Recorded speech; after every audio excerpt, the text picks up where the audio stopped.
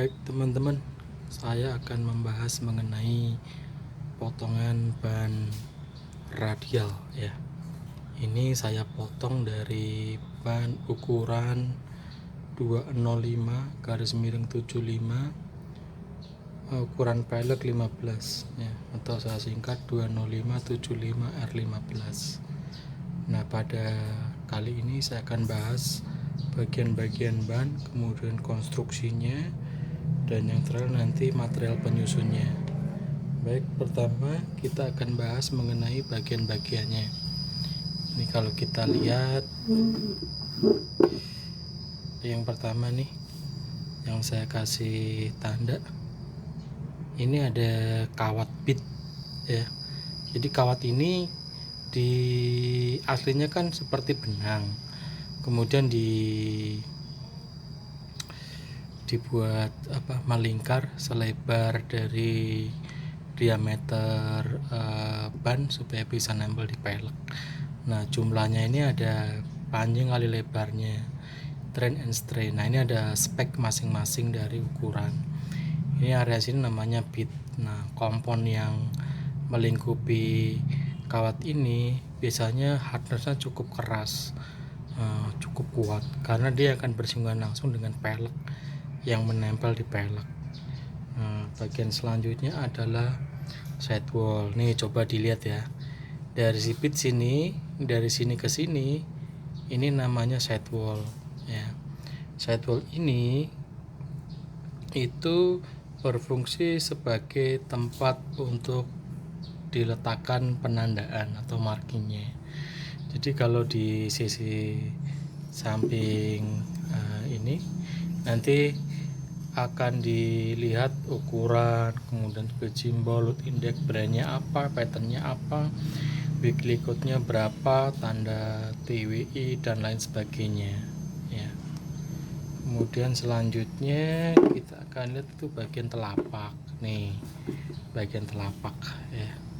Ini dari ujung sini ke sini namanya telapak. Nah, telapak ini agak spesial karena dia langsung berkontak langsung dengan jalan raya, sehingga desain telapak ini harus betul-betul bisa merepresentasikan fungsi dari ban ya, sebagai alat steering, alat kendali, alat menahan beban, kemudian alat peredam goncangan dan lain sebagainya.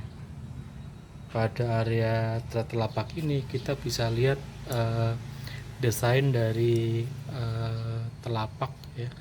Ini ada groove utama untuk pembuangan air 1, 2, 3, 4 ya.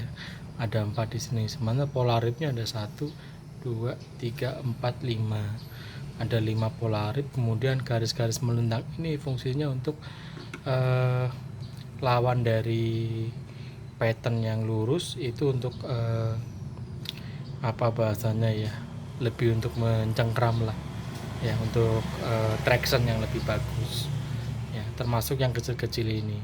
Dan juga digunakan semua alur ini untuk menyibak air ya, termasuk juga untuk melepas panas.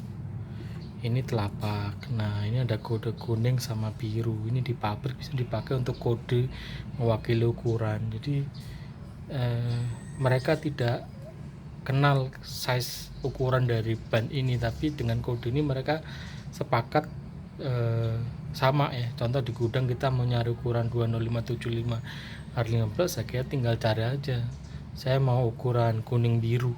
Nah, nanti ketemu tuh ukurannya ya. Ini telapak. Kemudian satu lagi ada bagian yang penting juga, namanya si dalam ini. Ini namanya inner liner ya. Kalau kita lihat ada ban tubeless, ini sebetulnya karena di sisi dalam ini ada inner liner, ada kompon yang seperti ban dalam ya, tapi langsung ditempel di area dalam.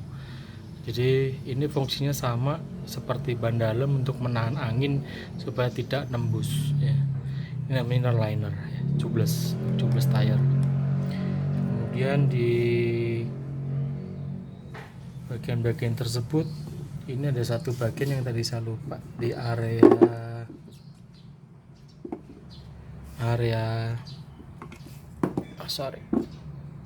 di area bit ini ada namanya rimline ya. Garis rimline ini dia akan memutar sepanjang pelek. Jadi kalau peleknya masangnya benar, jarak rimline ini ke tepi pelek itu jaraknya sama. Tapi kalau jaraknya ada yang beda, kemungkinan pemasangan peleknya nggak betul ya. Selanjutnya kita akan bahas mengenai konstruksi radial itu seperti apa ya. Ini adalah contoh konstruksi radial. Saya ambil semakin jauh ya, dimana kalau lihat pola dimana area telapaknya ini terlihat lebih datar, flat ya, tidak gembung.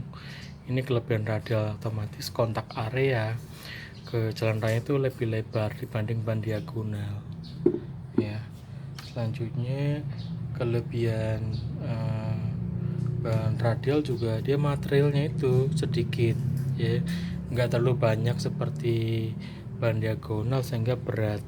Nah, karena material sedikit, ban ini ringan sehingga rolling resistannya kecil dan fuel consumption-nya lebih bagus ya.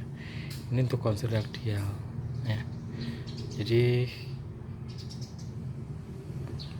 kalau dibanding ban diagonal tentu ini banyak keunggulan, makanya kenapa harganya lebih mahal ya, karena sebenarnya teknologinya ya.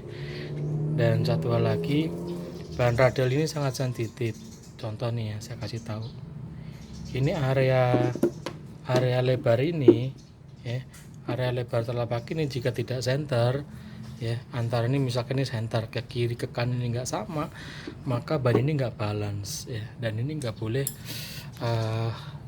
dilepas dari produksi, artinya gagal tes. Ada di tes masalah uniformity, keseragaman produknya ya, jadi harus sama, sangat sensitif. Kemudian selanjutnya kita akan bicara material. Nah, material ini kita lihat di sini. Ini ada yang namanya, jadi material penyusun ini ada dua bagian utama, bagian yang ada di telapak dan bagian dari sidewall. Bagian sidewall ini terdiri dari ini nih, benang nih. Nah, ini ada dua gitu, satu dua. Ini ada dua polyester, sementara bagian telapaknya kita lihat di sini. Saya pertajam gambarnya, oke. Ini ada satu, yang pertama itu nilon yang paling atas, kemudian di bawahnya ada dua steel ya. Jadi ini ada kawat baja. Ini untuk beltnya, di bawahnya lagi ada dua polyester ya. Jadi bagian sampingnya ada dua polyester, kemudian bagian telapaknya ada satu nilon, dua steel dan dua polyester. Jadi dua polyester ini dari sidewall sini ke telapak ke samping sini, ini namanya karkas. Jadi karkasnya udah pasti ini dua polyester ya. Sementara breakernya atau beltnya tadi menggunakan nilon dan steel. Demikian tadi sekilas mengenai potongan ban radial ya. Silakan jika ada pertanyaan terus di komen. Terima kasih atas kesempatan untuk melihat video ini. Kita ketemu di video-video selanjutnya.